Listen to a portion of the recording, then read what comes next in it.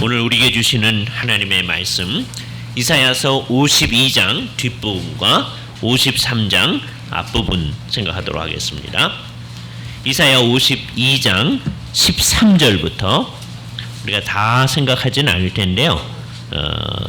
9절까지 있는 말씀, 53장 9절까지 있는 말씀 우리 읽도록 합니다. 이사야 52장 13절을 찾으시면 됩니다. 하나님의 말씀을 들으십시오. 보라, 내 종이 형통하리니 받들어 높이 들여서 지극히 존귀하게 되리라. 전에는 그의 모양이 타인보다 상하였고 그의 모습이 사람들보다 상하였으므로 많은 사람이 그에 대하여 놀랐거니와 그가 나라들을 놀라게 할 것이며 왕들은 그로 말미암아 그들의 입을 봉하리니 이는 그들이 아직 그들에게 전파되지 아니한 것을 볼 것이요 아직 듣지 못한 것을 깨달을 것입니다. 우리가 전한 것을 누가 믿었느냐? 여호와의 팔이 누구에게 나타났느냐? 그는 주 앞에서 자라나기를 연한 순 같고 마른 땅에서 나온 뿌리 같아서 고운 모양도 없고 풍채도 없은즉 우리의 보기에 흠모할 만한 아름다운 것이 없도다. 그는 멸시를 받아 사람들에게 버림을 받았으며 간고를 많이 겪었으며 질고를 아는 자라 마치 사람들이 그에게서 얼굴을 가리는 것 같이 멸시를 당하였고 우리도 그를 귀히 여기지 아니하였도다. 그는 실로 우리의 질고를 지고 우리의 슬픔을 당하였거늘 우리는 생각하기를 그는 징벌을 받아 하나님께 맞으며 고난을 당한다 하였노라. 그가 찔림은 우리의 허물 때문이요 그의 상함은 우리의 죄악 때문이라. 그가 징계를 받음으로 우리는 평화를 누리고 그가 채찍에 맞음으로 우리가 나음을 받았도다. 우리는 다 양 같아서 그릇 행하여 각기 제 길로 갔거늘 여호와께서는 우리 모두의 죄악을 그에게 담당시키셨도다.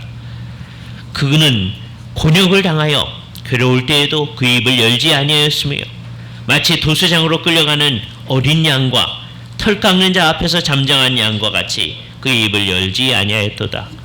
그는 곤욕과 신문을 당하고 끌려갔으나 그의 세대 중에 누가 생각하기를 그가 살아있는 자들의 땅에서 끊어짐은 마땅히 형벌받을 내 백성의 허물 때문이라 하였으리요. 그는 강포를 행하지 아니하였고 그의 입에는 거짓이 없었으나 그의 무덤이 악인들과 함께 있었으며 그의 죽은 후에 부자와 함께 있었도다. 주께서 이 말씀을 사용하셔서 우리에게 필요한 은혜를 베풀어 주시기를 원합니다. 오늘 읽은 이 귀한 말씀은 정말 많은 사람들이 오랫동안 깊이 있게 생각한 말씀이고 가장 중요한 말씀 중에 하나라고 말할 수 있습니다. 성경의 어떤 부분이 중요하지 않은 부분이 있겠습니까? 그러나 정말 중요한 말씀인데 신약 성경에서 이 부분을 읽었던 사람, 되게 옛날 사람들이 이것을 읽을 때 그냥 우리처럼 이제 속으로 이렇게 읽지 아니하고 되게 개인적으로 읽을 때도 이걸 이제 대개는 읽는다 그러면 옛날에는 다 소리 내어 읽는 거였거든요. 낭독이 돼요. 오늘날은 이제 특별한 경우에만 낭독을 합니다. 성경을 읽을 때 우리들이 그것을 성경을 낭독한다. 근데 옛날 사람들이 받들어 읽는다는 뜻으로 봉독 그런 말을 썼었어요. 옛날 분들이 얼마나 성경을 사랑했는지를 잘 나타내 주는 거죠. 그래서 어떤 특정한 때 우리가 낭독이란 말을 사용합니다. 뭐 시인들이 나와서 시를 낭독해 주기도 하고 그럴 때만 낭독이란 말을 사용하죠. 근데 옛날에는 읽는다 그러면 전부 다 낭독이었어요. 그죠? 그리고 되게 옛날에는 지금처럼 이렇게 띄어쓰기가 이렇게 잘 돼 있는 것도 아닙니다. 그렇기 때문에 다 붙어져 있는 것을 잘 훈련된 사람만 딱 보고 제대로 읽을 수가 있는 거예요. 그죠? 우리도 이게 한글이 전부 다 붙어 있으면 이거 읽기가 굉장히 어려울 겁니다. 근데 옛날에 이게 다 붙어 있는 이제 상황이었거든요. 그러니까 이건 더 어려운 것이죠. 특히 이제 여러분이 한번 그 영어 어떤 문장이요. 띄어쓰기 없이 그냥 다 붙어 있다. 굉장히 읽기 어려울 겁니다. 옛날 헬라어나 히브리어가 다 붙어 있을 때 정말 훈련되지 않은 사람이면 읽을 능력이 없는 거죠. 그러니까 잘 훈련된 사람이 이것을 읽는데, 그렇게 읽었던 사람 중에 한 사람 얘기가 신약 성경에 이방 사람 가운데 한 사람이 언급되어 있습니다. 그가 누구냐? 이디오피아 여왕이었던 간다게의 국고를 맡았던 어떤 사람입니다. 그죠? 넷이라고 나와 있어요. 그러나 간다게의 국고를 맡았다고 그랬으니까 상당히 중요한 사람이었음에 틀림이 없습니다. 그 사람은 그러니까 지금으로 따지면 이디오피아에 살던 사람일 텐데, 유대인들과의 접촉을 통해서 성경을 알게 됐고, 성경의 하나님인 여호와를 믿게 되어져서, 여러분 한번 생각해 보세요. 옛날에 거의 예수님 당시에요. 예수님이 돌아가시고 부활하시고 난 지 얼마 안 된 상황인데, 이디오피아로부터 이 유대 땅에 와서 예루살렘에 와서 제사를 하고 다시 그의 나라로 돌아가는 정황이었다. 오늘날이면 이디오피아에서 비행기 타고 이스라엘로 갈 수가 쉽게 갈 수 있죠. 그러나 그렇지 아니하고 이걸 전부 다 이제 수행원들을 거느리고 이렇게 여행을 한다. 이게 쉬운 일이 아니었을 터인데, 이분의 신앙이 얼마나 놀라운가 하는 걸 알 수 있어요. 그분이 이제 가면서 이 부분을 읽고 있었습니다. 그죠? 그런데 그분이 이제 마차를 타고 가고 있는데, 옆에서 누군가가 갑자기 나타나더니, 당신이 읽는 것을 깨닫습니까? 우리말 옛날 번역으로는 내가 읽는 것을 깨닫느뇨 이렇게 나와 있어요. 생전 처음 보는 사람한테 내가 읽는 것을 깨닫느뇨, 그럴 리가 없죠. 옛날식의 이제 번역 어투입니다. 그죠? 당신이 지금 읽고 있는 것을 무슨 말인지 압니까? 이렇게 물어본 거죠.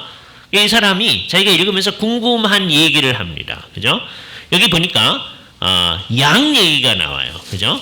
예를 들어서 그가 곤욕을 하며 7절 말씀, 괴로울 때에도 그의 입을 열지 아니하였으며 마치 조수장에 끌려가는 어린 양과 털 꺾는 자 앞에서 잠잠한 양과 같이 그의 입을 열지 아니하였다. 이렇게 얘기한 이게 누구를 가르치는 겁니까? 라고 질문을 하는 겁니다. 이게 아주 좋은 기회가 되는 거죠. 그 말은 이 질문 자체가 뭘 얘기해 주냐?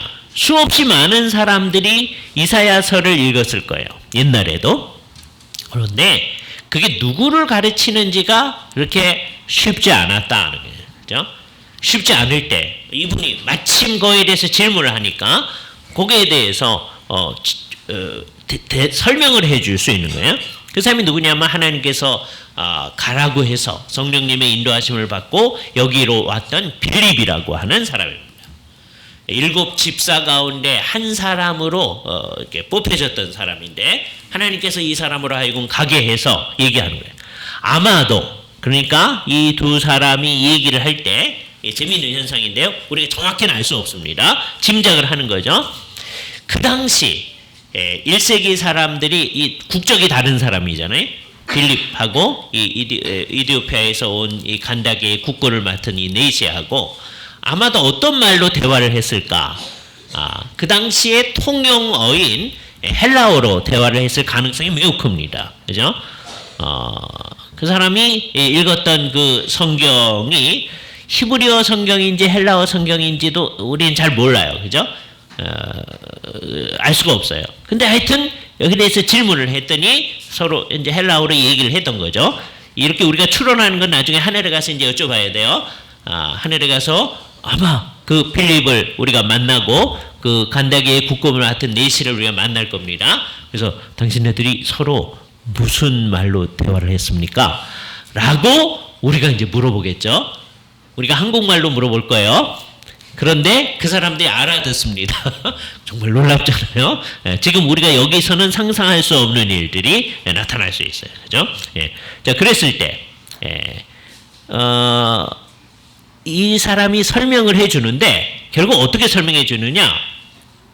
우리 주 예수 그리스도의 십자가 사건과 그분의 부활 사건을 이 사건과 연관하여 설명해 주기를 시작했습니다. 그래서 이제 알아들었어요. 그렇게 믿은 거예요. 그리고서는 이 사람이 그렇다면 여기서 예언된 어떤 존재가 있군요.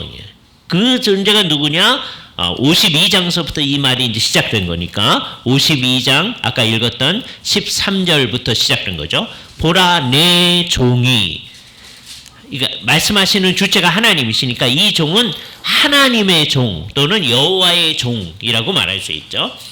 우리는 42장서부터 여호와의 종에 관한 얘기를 가끔가다 들어왔습니다. 그죠?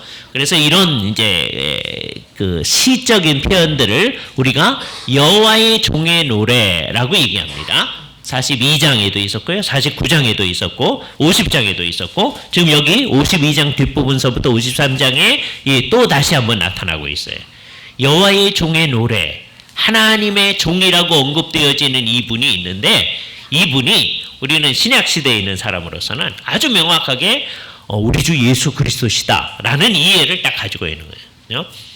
이 틀이 없었으면 우리도 헤맸을 겁니다. 이걸 읽으면서 이게 누구를 가르치느냐. 오늘날 유대인들 가운데 성경을 정말 사랑하고 이사야서를 여러 번 읽는 유대인들이 많이 있습니다. 그중에 예수 그리스도를 믿지 아니하는 사람들은 지금도 이 여호와의 종이 누굴까를 찾아 헤맵니다. 마음속으로. 분명히 여호와의 종이 나타날 것이고 그분이 어떠한 일을 할 것이다 라고 얘기했는데 그분이 누구냐라고 계속 헤매고 있는 거예요. 이런 상황, 특히 오늘날 상황은 정말 이런 상황을 우리가 아이러니컬하다는 말로 표현할 수밖에 없는데 우리가 보기에는 이분이 예수님에 관한 얘기를 하고 있는 거니까 여호와의 종은 이사야서가 말하는 여호와의 종은 이제 예수님이니까 이 일이 이미 성취된 상황인 거예요. 그런데 유대인들은 아직도 성취됐다고 생각하지 아니하고 믿지 아니하고 이게 누구를 가르치는 건지 앞으로 이게 어떻게 될 것인지를 몰라 하는 겁니다. 우리도 역시 그렇게 방황했을 수 있는 사람들입니다. 그러나 그 빌립이 설명해 준 예가 아주 좋은 예가 되어지는 거예요. 그죠? 그래서 우리가 여기서 이제 재미있는 현상을 이제 발견하는데 첫 번째는 성경을 읽으면서 누구든지 자명하게 다 아는 거는 아니구나 하는 걸 알게 됩니다. 어떤 거는 매우 명백해서 누구든지 자명하게 다 알 수 있어요. 그러나 어떤 거는 설명을 필요로 하는 게 있어요. 그죠? 그래서 성경을 읽으면서 그저 읽기만 하면 되는 게 아니다라고 하는 걸 생각해야 됩니다. 예. 물론 그저 읽기만 하는 게 안 읽는 것보다 훨씬 낫습니다. 요즘은 이제 아주 심각한 운동 하나가 일어나고 있는데 이거는 누가 일으키는 운동도 아니에요. 그러나 부패한 인간성이 만들어낸 옛날서부터 있었던 운동인데 그건 뭐냐면 성경을 안 읽는 운동입니다. 예수 안 믿는 사람이 워낙 안 읽죠. 예. 그런데 예수를 믿는다고 하는 사람들도 안 읽어갑니다. 그죠? 이거 심각한 문제다라고 스스로 생각을 해야 됩니다. 그죠? 그래서 이제 각 교회에서는 매년 신년 초가 되면 이제 여러분들이 성경을 읽도록 하기 위해서 별별 방도들을 다 사용하는 거예요. 그죠? 예. 그게 굉장히 중요한 일입니다. 성도들이 성경을 읽도록 하는 게 중요한 건데 어떻게 생각해 보면 그게 참 웃기는 겁니다. 그렇죠? 우리는 그 일을 해야 돼요. 성경을 읽도록 하는 운동을 해야 되는데 그게 정말 되게 웃긴다. 이게 마치 뭐하고 똑같으냐 하면 한국 교회가 시작한 운동이 있어요. 그게 뭐냐 하면 새벽에 일어나서 기도하는 운동이에요. 사람들이 열심히 새벽 기도를 할 때에는요, 무슨 특별 새벽 기도 이런 게 없었어요. 그런데 요즘은 각 교회들마다 특별 새벽 기도회라는 걸 해요. 소위 특세라는 걸 합니다. 왜 할까요? 안 와서 그래. 사람들이 다 오면 옛날처럼 다 오면 그런 거 할 필요가 없어요. 예. 근데 안 오니까 그런 걸 하잖아요. 마찬가지예요. 교회들마다 성경을 읽어라 하는 얘기를 막 하죠. 왜 해요? 안 읽어서요. 예. 이게서 이제 정상적인 상황을 생각해야 됩니다. 우린 정상적인 상황은 어때야 돼요? 성경은 누구든지 다 읽어야 된다. 예수 그리스도를 믿는 사람들은 다 읽어야 된다는 거예요. 그죠? 이게 우리가 분명히 해야 됩니다. 우리는 뭐 특별히 이거를 읽어라 그런 얘기를 안 해요. 그러니까 문제가 뭐냐면 안 읽어요. 그러니까 이걸 하는 이제 올해 이제 몇 장 읽고 뭐 이 얘기 하는 거 그게 굉장히 중요한 겁니다. 그죠? 예, 그러나 이게 낯간지러워서 우리는 안 하는데 우리 스스로 그 의도를 알아야 된단 말이에요. 그죠? 아, 우리는 성경을 읽는 것을 강조하지 않는구나. 이렇게 생각하면 정말 이상한 결과가 되는다. 읽어야 되는데 질문을 가지고 읽어야 된다. 이게 중요해요. 읽는 것 자체가 중요한 게 아니라 이게 뭘 얘기하는 거냐. 그죠? 예, 질문을 가지고 읽어야 되는데 어떤 질문은 잘 읽으면 성경을 읽으면서 해석이 되는데 어떤 질문은 누군가가 옆에서 가르쳐 줘야 할 필요가 있는 질문이 있어요. 그죠? 그 아까 필립이 이 간다게의 국고를 맡은 네시한테 설명을 해줄 수 있다. 굉장히 중요한 겁니다. 그래서 우리는 이제 어떤 사람이어야 되냐면 서로가 서로에게 대해서 묻고 대답하는 사람이어야 됩니다. 우리가 그런 거예요. 궁극적으로는 여러분 모두가 남들이 이 질문을 할 때 설명을 해줄 수 있는. 근데 그러려면 질문이 먼저 있어야 됩니다. 그래야 설명해 주는 게 효과적이죠. 그죠? 제일 이제 효과가 없는 공부 같은 게 어떤 거냐? 요 구조예요. 요 구조. 어떤 사람이 설명을 하고 사람들이 그냥 듣는 구조죠. 이게 어떤 때는 제일 효과적인데 어떤 때는 제일 효과가 없습니다. 그죠? 근데 요 구조 속에서도 어떤 때 그게 효과가 있느냐? 우리가 한 질문에 대해서 대답을 할 때. 그때는 효과적이에요. 그죠? 왜냐하면 자기가 질문을 했으니까 그게 관심이 있단 말이죠. 그러니까 거기에 대해서 끝까지 들으려고 하는 성향이 있게 되어집니다. 그죠? 우리의 질문에 대한 대답. 그러니까 우리는 사람들로 하여금 이 질문을 유발을 시켜야 됩니다. 그렇게 하고 사람들로 하여금 그것을 제대로 이해할 수 있도록 도와주는 사람. 우리가 전부 빌립이 되는 거예요. 예, 우리 모두가 그런 사람이 되어야 됩니다. 그죠? 그러니까 자기 주변에서 아무도 이 성경이 무슨 뜻이에요? 이렇게 묻는 사람이 없는 사람이 문제가 되는 사람입니다. 그죠? 예, 그러니까 주변에 그런 사람이 있도록 만드셔야 돼요. 있을 리가 없죠. 어떻게 돼야만 그런 사람이 있습니까? 내가 가서 예수 믿자고 사람을 전도해야만 그 사람들이 이제 같이 예수를 믿다가 성경 읽다가 모르는 거 여러분한테 질문할 거 아니에요. 우리는 계속 그런 사람이어야만 합니다. 그죠? 그래서 그 작업이 이제 요거 나중에 얘기를 할 텐데 작업이 제대로 되어져 나갔을 때 너와 나 사이에 공통적인 해석이라고 하는 게 이제 형성돼야 되는데 그 해석의 내용을 우리가 이제 오늘 생각을 해보는 거예요. 그죠? 그러나 그 해석이 정말 우리 가운데 있기 위해서는 이 과정, 이 성경을 읽고 질문을 하고 다음에 그걸 설명해주고 하는 일들이 있어야만 이 일이 이루어질 수 있다라고 하는 거예요. 우리는 어떠한 공동체냐? 질문하는 공동체이고요. 다음에 서로 답하는 공동체입니다. 그런 이제 공동체를 요즘에 뭐라고 얘기하냐면 성경을 읽고 해석하고 하는 이제 공동체이기 때문에 해석 공동체 그런 말을 해요. 우리는 그런 거다. 교회라고 하는 거는 성경을 읽고 같이 해석하는 공동체이다. 만일에 교회가 성경을 안 읽는다, 그럼 교회가 아닙니다. 딴 일을 하는 거예요. 그죠? 우리는 종교개혁 이후로 본래의 교회의 모습을 회복했는데 이게 뭐 하는 거냐? 성경을 같이 읽고 그것을 해석해 나가는 거예요. 이 일에 아주 좋은 예가 아까 간다게의 그 국고 맡은 그 네시하고 빌립의 대화입니다. 그 두 사람이 얘기를 하지만 그게 아주 좋은 해석 공동체 역할을 하는 거죠. 우리 마음속에 질문이 있고 그 질문에 대한 대답으로서 대답이 주어져요. 그 해석 공동체는 궁극적으로 너와 내가 공유해야 할 사상이라고 하는 게 형성돼야 되는데 그 해석하는 것 자체가 중요한 게 아니고 그래서 우리 속에 있어야 할 것이 있는데 그 내용이 성경이 말하는 내용입니다. 그리고 이것은 아주 중요한 거예요. 오늘 본문은 뭐라고 얘기하느냐 하면 52장 그 앞부분서부터 보세요. 13절 보라 내 종이 형통하리니 이 형통하리란 말은 그 뜻을 다 이루리니 라고 해석하는 게 훨씬 제일 좋습니다. 형통하리니 그러면 우리는 또 딴 생각을 자꾸 하거든요. 잘 되는 거 그렇게 생각을 해요. 그게 아니고 그에게 주어진 그 목적을 다 이룬다 아니에요. 그죠? 여호와의 종은 그에게 주어진 목적을 다 이루는 존재이죠. 그래서 어떻게 되느냐? 궁극적으로 보면 받들어 높이 들려 지극히 존귀하게 될 것이다.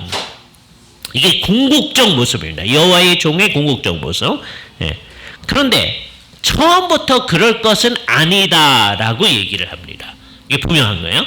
궁극적으로는 높이 되어져서 우리가 주일 오후 시간에 그리스도의 높아지심 그 공부하고 있잖아요. 그 승귀라고 하는 것, 예, 높아지심을 옛날 한자어로 승귀라고 표현했어요. 예, 그것을 시사하는 말씀이죠. 나중에는 높아지게 되어 있다.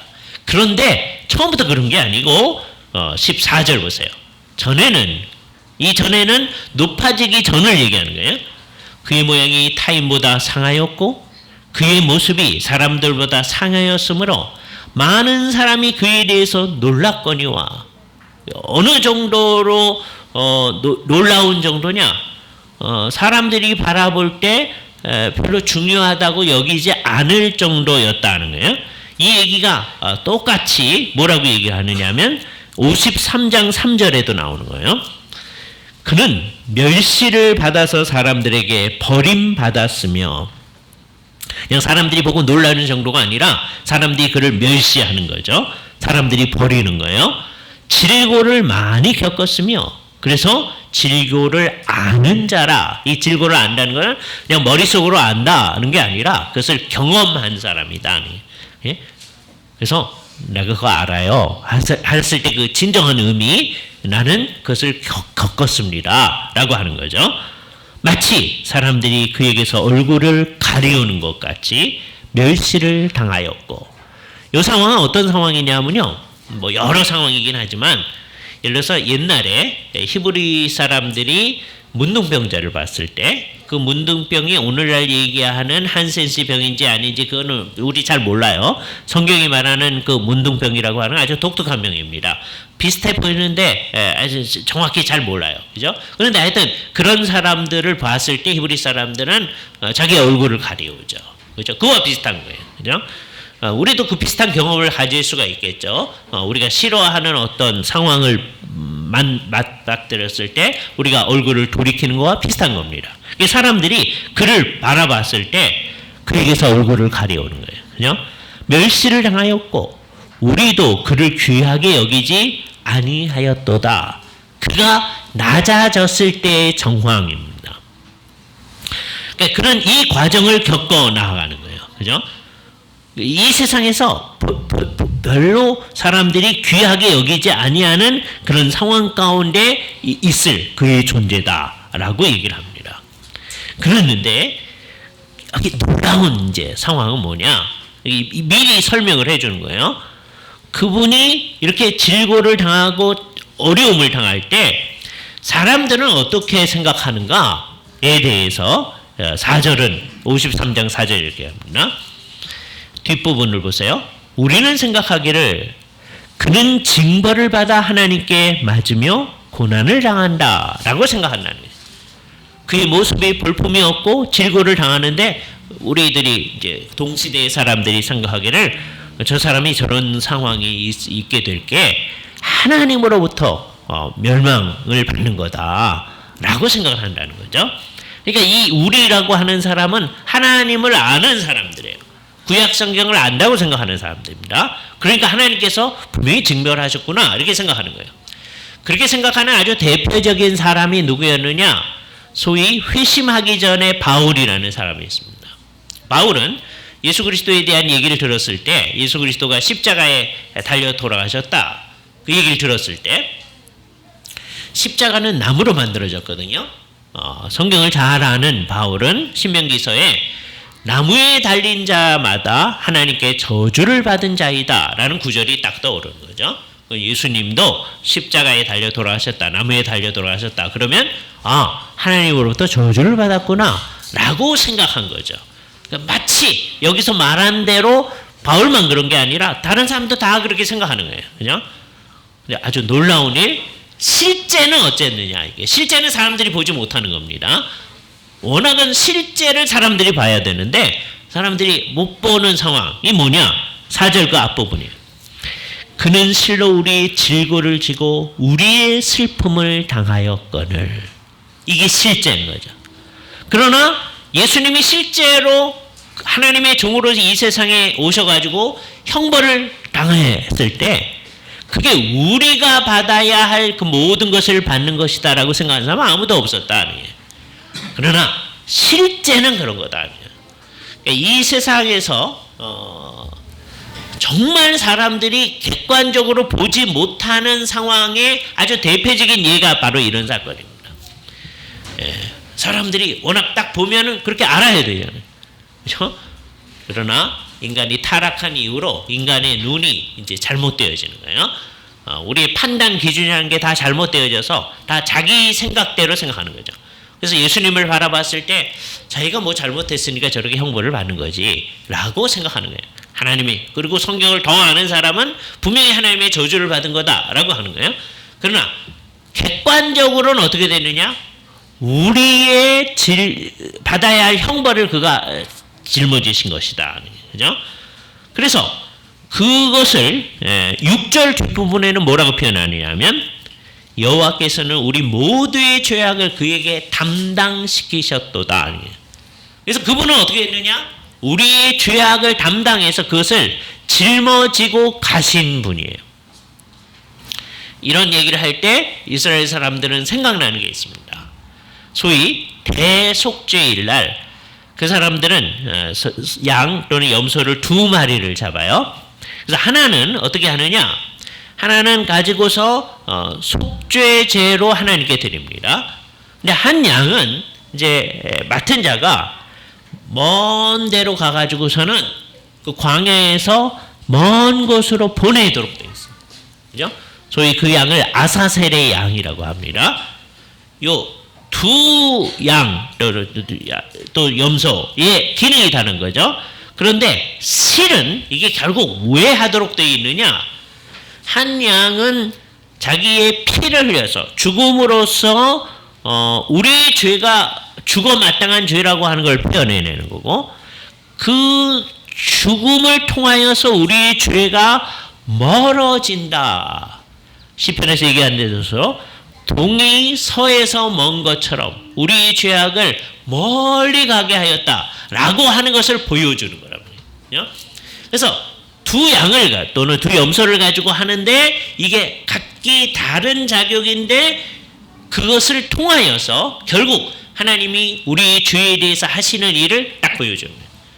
그래서 여기서 하나님의 고난받는 종이 실제로는 양으로 나타나는 게 아니라 어떤 사람으로 나타나서 우리 대신에 하나님이 정하신 형벌을 받으시고 그 형벌을 받으심으로써 그 죄가 우리에게서 멀어지도록 하는 일을 하실 것이다 라고 하는 것을 분명히 얘기해 주고 있는 거죠. 그리고 신약에 있는 우리들은 분명한 해석의 증거를 가지고서 예 그렇군요 라고 생각을 하는 거예요.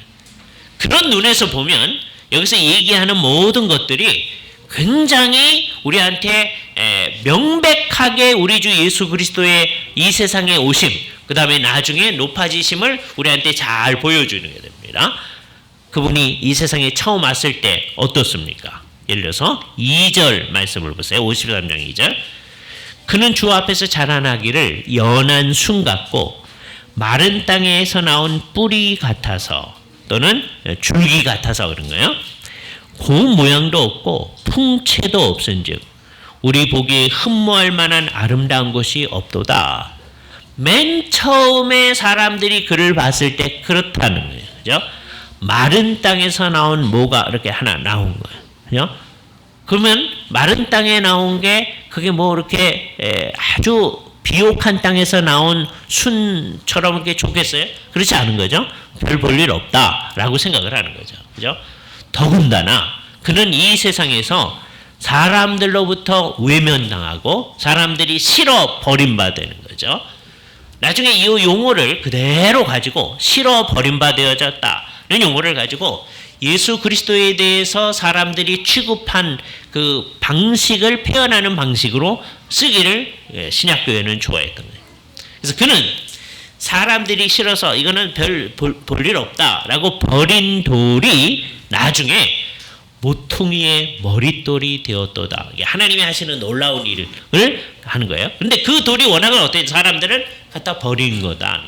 사람들은 별로 그걸 좋아하지 않는다라고 얘기하는 거예요. 그죠? 그럴 때, 그가 어려움을 당할 때 그분 자신은 어떠했느냐라고 하는 것을 7절이 얘기해 줍니다. 그는 곤욕을 당하여 괴로울 때에도 그의 입을 열지 아니하였다. 이때 우리는 언제가 생각납니까? 빌라도 재판정에서 예수께서 별 말씀을 하지 않는 때를 생각하죠. 그걸 읽고 볼 때마다 아주 이상한 거예요. 그죠? 예. 제가 어렸을 때 왕중왕이라고 하는 영화를 봤어요. 영화관에 가서 봤어요. 그때 하여튼 빌라도 법정에서 이제 예수님이 별로 얘기를 안 하시더라고요. 그게 정말 이상했어요. 그죠? 제가 지난번에도 말씀드렸는데 그때 저희 어머님이 예수님을 안 믿을 때인데 그러니까 자기식으로 해석을 하시는 거예요. 그래서 제가 왜 이렇게 얘기를 안 해요? 여쭤봤어요. 어머니가 아실 리가 없죠. 근데 어머니께서 뭐라 그러시냐면 하도 기가 막혀서 정말 그렇죠. 생각해보면 그죠? 예. 정말 왕중왕으로 오신 이를 이 세상이 재판을 하고 있는 그 정황 정말 기가 막힐만 하죠. 근데 저 중요한 건 뭐냐? 이분이 이렇게 대답 안 하고 말 안 하는 게 그게 여기 이미 얘기되어져. 곤욕을 당하고 괴로울 때에도 그 입을 열지 아니하였다. 그죠? 마치 뭐처럼 하냐? 끌려가는 어린 양처럼 그 어린 양을 이제 둘 중에 하나 표현하는데 이게 죽이려고 데리고 가는 거예요. 도수장의 어린 양. 또 하나는 털 깎기 위해서 털 깎는 경우에는 죽이진 않거든요. 털을 깎아야 되니까 그때도 그의 입을 열지 아니하였다. 어린 양처럼. 그러니까 그분은 이제 와서 고난을 당하고 자기 자신에 대해서 별로 이렇게 막 얘기하지 않는 거예요. 그죠? 이 얘기하지 않는 거를 옛날에 42장에서도 이미 얘기한 적이 있습니다. 잠깐 42장 옛날에 봤던 것을 한번 보세요. 42장 2절 같은 말씀을 한번 보시기 바랍니다. 이사야서 42장 2절. 그는 외치지 아니하며 목소리를 높이지 아니하며 그의 소리를 거리에 들리게 하지 아니하며 이 상황 이게 이제 비유적인 말입니다. 예수님은 한 번도 소리를 치지 않았다 그런 말은 아니죠. 나 그의 입을 열지 아니하였다. 어떤 때 그런 거예요? 고난을 받을 때. 그죠? 나는 이렇게 고난받을 만한 존재가 아니다. 너희들이 나를 누구로 알고 그러느냐? 이 세상 사람들은 늘 그러죠. 그러나 주님은 그러지 아니하였다. 그죠? 왜 그러냐? 두 가지 때문입니다. 첫 번째는 이게 필요 없는 얘기죠. 진짜 힘 있는 분은 그때 내가 누군지 알고 그러냐? 그러지 않는다는 거죠. 그렇죠? 예. 그건 다 웃기는 상황인 거죠. 나중에 사람들이 그걸 알게 되었을 때 저들이 놀라서 엎어지는 거죠. 우리가 그걸 잘 생각해야 됩니다. 그죠? 또 하나는 그래봤자 아무런 수요 효과가 없는 거예요. 그렇기 때문에 입을 열어 얘기할 필요가 없는 거죠. 그래서 그렇게 됐는데 그때 그가 고난을 당할 때 그가 질고를 질 때 어떻게 되어졌느냐? 아까 얘기했는데 사실은 그가 우리의 질고를 진 거다. 우리의 죄를 여호와께서 감당시키신 거다라고 하는 것. 그래서 여기 중요한 건데 예수님은 어떤 의미에서 그 순환을 수동적으로 받는 거예요. 이게 순환이라는 말에 적절합니다. 그죠? 예. 순환이란 말이 패션이란 말이잖아요. 패션 오브 크라이스트 그런 말 하죠. 패션은 어디서 온 말이냐? 받는 거예요. 그래서 패션의 그 PASSI 거기까지가 패시브하고 똑같잖아요. 수동적인 거예요. 예. 열정이라고 하는 거는 능동적인 게 아니라 그건 수동적이다라고 하는 걸 생각해야 됩니다. 그죠? 받는 거예요. 누가 부과시켰느냐? 여호와께서 부과시키셨다니. 하나님께서 이 일을 하신 거다. 그죠? 사람의 죄악을 없애는 데는 이게 다른 방식으로 없앨 수가 없다는 거예요. 구약 시대에 하나님께 속죄제라는 것을 마련해 주십니다. 잘 모를 때는 사람들 이 속죄제를 하면 죄가 없어지는구나 이렇게 생각할 수 있겠지만 나중에 설명을 나중에 신약시대에 해주는데 그 속죄제의 희생양으로 우리의 죄가 없어지는 게 아니라는 거예요. 염소와 그다음에 황소의 피로는 능히 죄를 없이 할 수가 없다. 신약성경에서 분명히 얘기해 줍니다. 근데 어떻게 하느냐? 이게 하나님께서 앞으로 마련하실 여호와의 종이 당할 희생을 미리 보여주는 거죠. 그러니까 사실은 이때 황소와 염소의 피가 우리의 죄를 없애는 게 아니라 그것이 표현했던 바 예수 그리스도의 십자가 사건에서 그리스도의 피 흘리심이 이 모든 것을 포괄하는 거죠. 그러니까 이거는 그것을 보여주는 역할만 할 뿐이고 실제적으로 우리의 죄를 없애는 것은 그리스도의 희생죄사뿐이다 라고 하는 것을 성경은 미리 알고 우리한테 얘기해 주는 거예요. 그래서 이거를 믿는 사람들을 우리가 예수를 믿는다 이렇게 얘기하는 거예요. 예수를 믿는다고 하는 것은 정말 하나님께서 옛날서부터 계획해 왔듯이 오랜 세월이 필요한 거예요. 그래서 하나님께서는 그것을 미리 보여주시고 이렇게 예언도 해주시고 그러다가 급기야 그분이 이 세상에 오셔서 비록 사람들은 이해하지 못하지만 사람들은 왜 예수님이 십자가에 죽는지 모르지만 사실은 우리의 죄과를 지고 우리의 허물 때문에 다음에 우리의 죄악 때문에 그가 징계를 받아서 십자가에서 죽게 되어졌다 라고 하는 그 일 하나님이 하시리란 말이죠. 여기서 이제 몇 가지가 나타납니다. 첫 번째, 사람은 자기의 죄가 그렇게 크다고 하는 것을 인식해야만 한다는 이 십자가 사건이 있기 전에 사람들이 알 길이 없습니다. 우리의 죄가 그렇게 무섭다 이렇게 생각하지 않아요. 그러나 예수 그리스도께서 이 형벌을 짊어지고 오셨을 때 우리는 우리의 죄악이 너무 큰데 그것을 하나님이 친히 감당하셨군요 라고 알 수 있게 되죠. 그래서 그분이 하나님으로서 사람의 형태를 가지고 이 세상에 오셔서 이 일을 감당하신 이유가 있음을 생각하게 되죠. 여호와의 종이 오셔서 이 일을 하는 겁니다. 그분이 주어진 뜻을 다 이루는 거예요. 그래서 그것을 우리 뭐라고 표현했냐면 형통한다라고 얘기하는 거예요. 그래서 우리는 이제 몇 가지를 동시에 같이 믿는데 예수님이 십자가에서 우리의 죄에 대한 형벌을 다 짊어지셨습니다 라고 하는 걸 믿는 것. 근데 이 일을 믿을 때 동시에 하나님께서 이 일을 미리 예언을 하셨군요 라고 하는 것을 같이 믿는 거죠. 그러니까 이사야가 말하던 이분이 결국 메시아이셨고 그분이 우리를 위하여서 형벌 받음으로 우리의 죄악이 없어진다고 하는 것을 미리 얘기를 해 주셨군요. 그 일이 드디어 실현되어져서 예수님이 오셔서 우리를 위해서 그것을 해 주셨군요. 그걸 믿는 거예요. 그러니까 역사를 주관하시는 하나님을 실제로 믿는 겁니다. 이걸 믿을 때 이게 현실적이려면 어떻게 나타나야 되느냐? 내가 이 세상을 살아갈 때 그냥 믿어요. 나 그 사실을 믿습니다. 라고 그냥 말하는 것으로 그냥 생각하는 것으로 나타나는 게 아니라 내가 이 세상을 살아갈 때 그 살아가는 모든 삶의 모든 정황을 주께서 실제로 주관하시고 인도해 가신다 라고 하는 것까지를 믿어야 그게 예수를 믿는 거예요. 몇 가지를 같이 생각해야 됩니다. 어떤 사람이 내 삶 전체를 주께서 주관하시면 믿습니다. 근데 예수님이 죽는다고 해서 내 죄가 없어졌다고 난 안 믿어요. 그럼 예수 믿는 게 아닙니다. 그렇죠?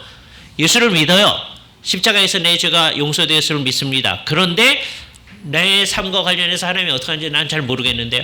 그거 아직 예수 믿는 거 아닙니다. 그죠? 이게 다 연결이 돼야 되는 거예요. 그러니까 오늘 세 가지 연결을 시키는데 과거에 이사야를 통해서 이렇게 예언을 하신 그 일이 예수님에게서 실현되어졌다고 하는 그 일을 믿는 것이 여기 포함되어지고요. 그 얘기 속에 뭐가 들어있느냐? 인간의 죄는 너무 심각해서 인간 스스로는 해결할 수가 없습니다. 인간은 그렇게 무능력합니다. 인간의 죄 문제를 해결하는 데 있어서. 그리고 이 사회를 개혁하는 일에 있어서 인간은 개혁을 어느 정도는 할 수 있죠. 근데 근본적 개혁은 못한다. 그 무능력성을 인정하는 거죠. 그래서 하나님의 그 방식, 하나님이 하시는 일, 그것만이 우리의 문제를 해결합니다 하는 걸 딱 생각하는 거죠. 그러니까 우리가 이 세상을 살아나갈 때 이제 이 십자가 사건으로서 이 세상 문제를 해결하신 그 하나님의 방식을 믿는 방식이 내가 살아나갈 때 작용돼야 되는 거예요. 예수를 믿는다고 하는 건 이런 삼중적 의미가 있는 거예요. 예언하신 대로 실현되어졌다. 그러니까 과거의 것이 예수님께 실현되어졌다. 그걸 믿는 거죠. 하나님은 예언하실 수 있는 분이시다. 그죠? 어떤 사람들 그거 안 믿으려고 하거든요. 예수를 안 믿는 겁니다. 제일 간단한 게 이 가운데 사건이죠. 십자가 사건이 일어났을 때 십자가에서 정말 말씀하신 대로 우리의 죄 때문에 하나님이 형벌을 다 감당하셨다. 여기서 요게 가장 중심적이니까 쉬운 게 6절 말씀처럼 생각하는 거예요. 우리는 다 양 같아서 그릇 행하여. 양의 이미지가 이 본문 가운데 여러 개로 나오는 거죠. 여기서 말하는 양은 못된 양입니다. 잘못된 대로 가는 양이에요. 아까 그 종을 양으로 표현할 때가 있었죠. 도수장으로 끌려가는 어린 양, 아무 얘기하지 않는 양. 그건 다른 양입니다.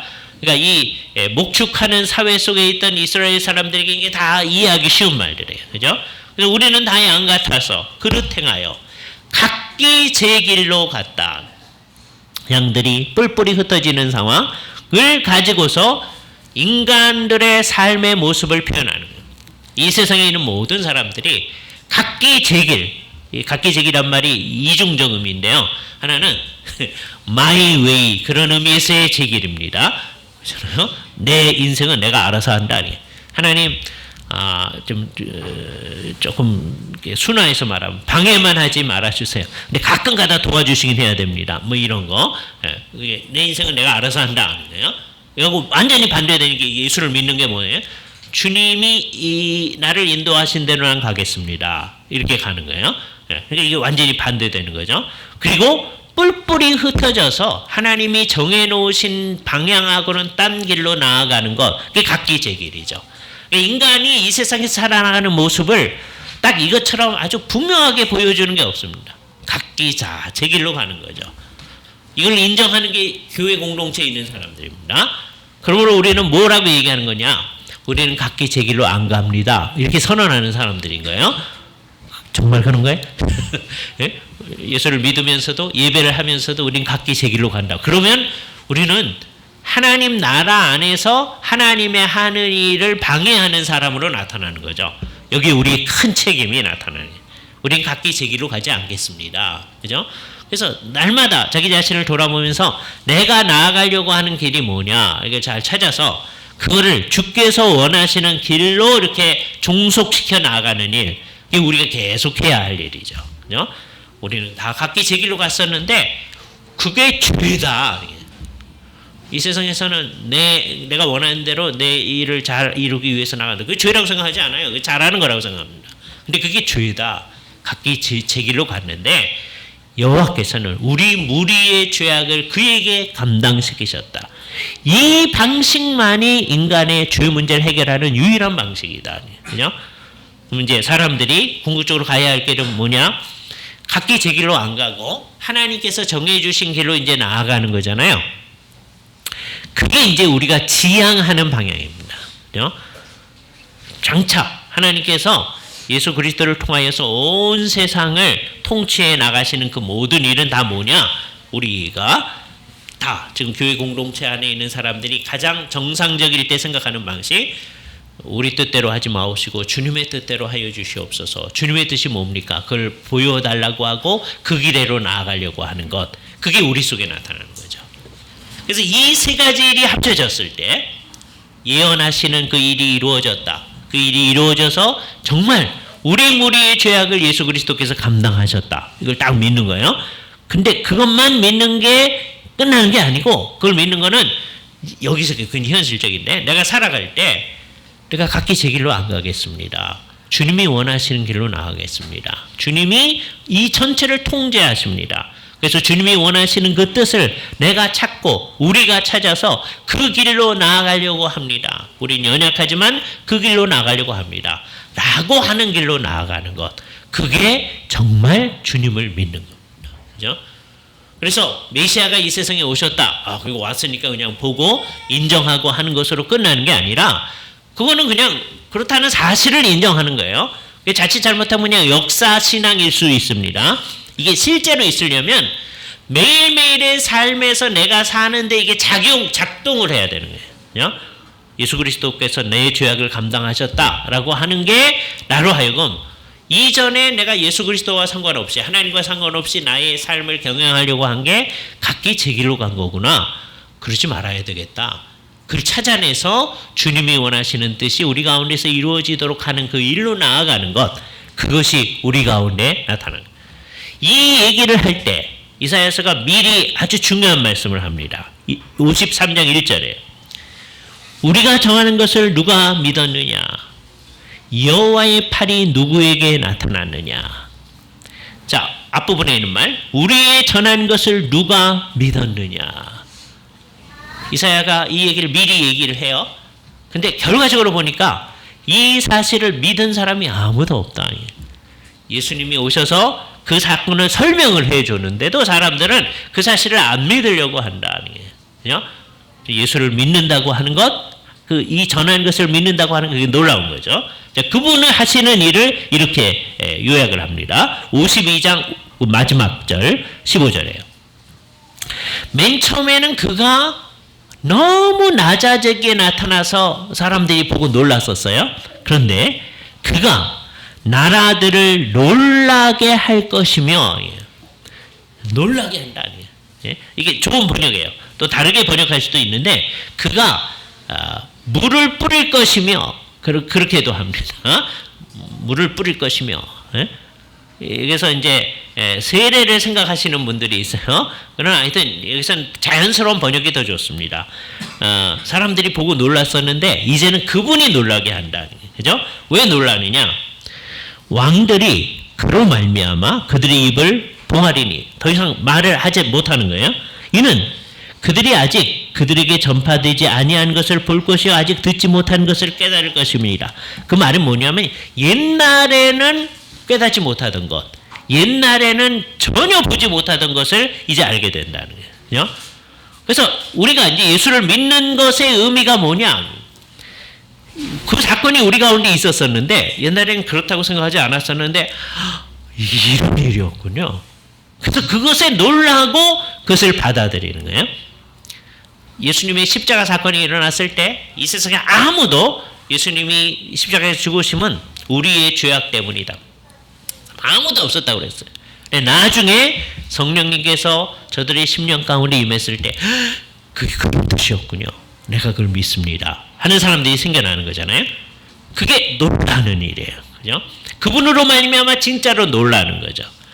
그러니까 사람들은 두 번 예수 그리스도로 말미암아 놀랍니다. 첫 번째는 그의 낮아지심이 너무 낮아지시면서 놀라는 거예요.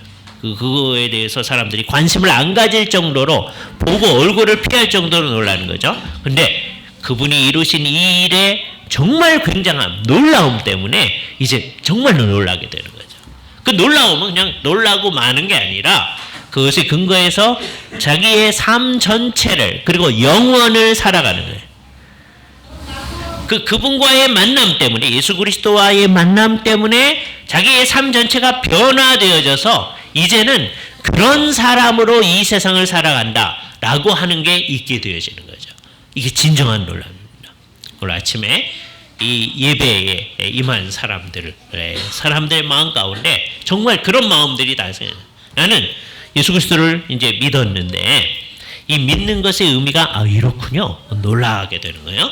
그래서 그것 때문에 내 삶 전체가 이렇게 역사를 주관하시는 하나님과의 관련 가운데서 살아나간다는 것이 있게끔 되어지는 일들이 우리의 삶 속에 있어야 됩니다. 그래서 우리들이 그렇게 살 뿐만 아니라 여러분들이 주변 사람들한테 그 예수님을 자꾸 얘기해주고 예수님에 대한 관심을 가지고 이 성경을 읽도록 하고 성경을 여러분이 해석해주고 하는 이래로 우리가 같이 나아가는 거죠. 그죠? 우리는 그런 거 안 합니다. 목사님은 많이 하세요. 이래 가지고서는 일이 되어지는 게 아니죠. 우리 모두가 그렇게 해 나가는 일을 계속하는 것이다. 그래서 우리가 이 말씀에 의해서 우리의 존재 전체가 규정되어지고 이 말씀이 얘기하는 대로 우리가 살아나가는 대로 나아가는 삶을 우리가 살고 이것에 의해서 규정되어진 삶을 우리가 살아나갈 수 있기를 바랍니다. 같이 기도하시죠. 거룩하신 주님, 이사야 53장의 이 귀한 말씀 우리에게 이미 주셔서 십자가 사건을 제대로 이해할 수 있는 틀을 우리에게 주신 것을 감사드리옵나이다.